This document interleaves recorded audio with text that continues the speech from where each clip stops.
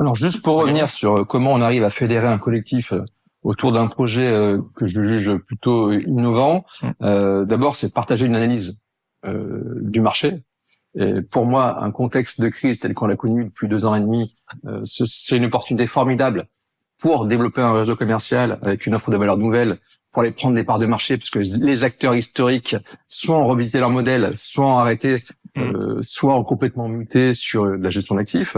Donc il n'y avait plus réellement d'acteurs nationaux en capacité de fédérer des talents et des expertises en région au service des promoteurs et opérateurs. Donc, une vision partagée de la situation du marché. 2, identifier les bonnes personnes qui sont en réussite et qui sont pas à la fin d'un cycle, mais qui ont envie de se connecter à un collectif pour partager des succès et comprendre de leurs échecs. Donc, l'idée, c'est que le collectif, il nous renforce. Donc, 1, on fait une analyse partagée. 2, on fédère des talents dans les régions. Et autour de ces talents-là, qui sont des business développeurs qui vont aller identifier de l'expertise métier au service du client final, on articule le projet d'entreprise. Et ensuite, les sujets de formation, d'animation, le contexte de marché ne nous permet pas aujourd'hui d'intégrer de nouveaux entrants.